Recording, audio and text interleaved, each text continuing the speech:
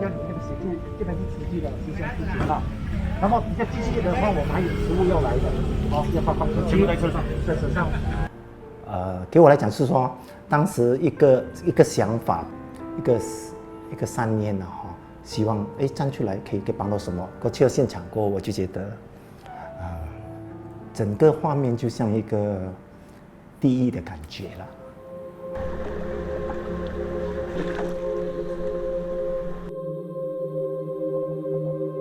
然后就马上打电给一些在济南岛的朋友，然后一些是在有渔村的朋友哈，他们船给调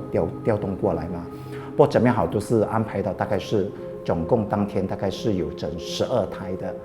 那船只过来，陆陆续续过来。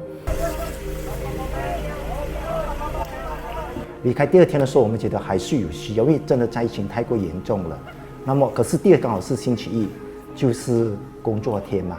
工作天船只是没有的大家都回去了。然后刚好我的学校学校的一个家学一个董事，他本身有一艘船一艘船，过后我就跟他说，你可以把船借出来吗？他说他没有那个架子我说并且我就把我的罗里载过去就把它架过去，把它载过来。过后又再连续一些有手势停的，我们叫开业的那种船刚好也安排到4艘过来。你给我推一点。不过我记得印象蛮深的，就是当我们过一个小巷的时候听到有一个妇女跟小孩在哭声，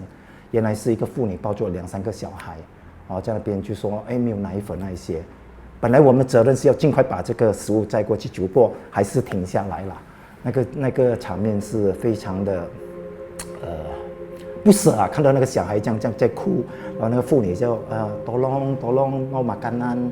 说没有办法就把他交过去，看得蛮心酸的整个画面就像一个地狱的感觉了很多要你帮忙，可是做不到。而你知道，我们知道我们的任务是把这个食物交到巨多人的地方，能够巨短时间救到巨多人。可是，在排污的上的时候，一些人在喊救命，我不能做什么，我不能停下来一个个积分，太慢了。我只可以去到一个越多人的灾区，把食物交给更多人收回。所以讲，有一点。你觉得你不忍心，你做不到那么多。是，我做不了这么多。就尽力吧。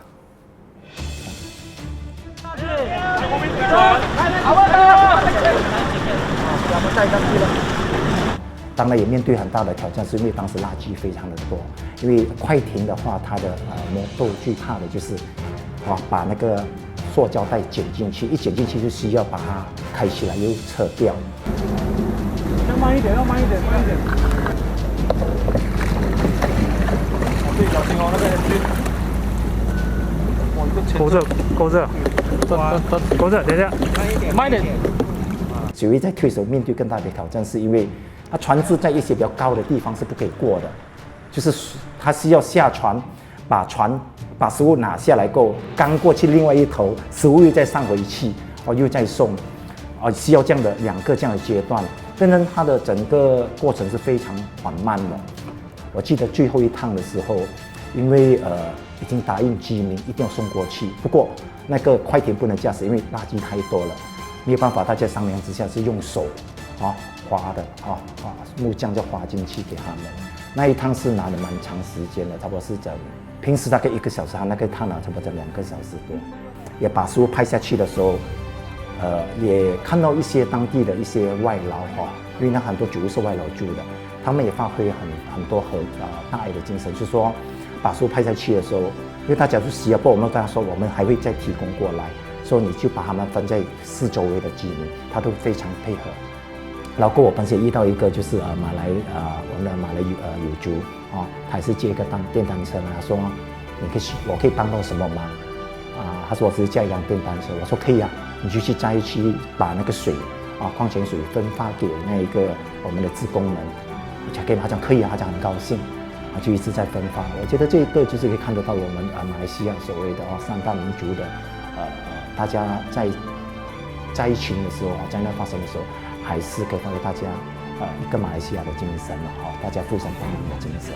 3跟4都有了3跟4都有了啊，3跟4都有了。像卡车这些有过去了吗？真的是蛮累了，你每天都回到去，回来都差不多整11、12点了嘛还要处理我公司的东西处理完就是1、2点了第二天就是差不多是5点这样就起身，然后又去现场了，希望是在灾难发生的时候，大家有这个资源，能够快速的站出来可以帮到更多的人。觉得是可以处理是幸福了。微微萤火点亮大马，危难时刻献出爱心，因为我们是一个马来西亚。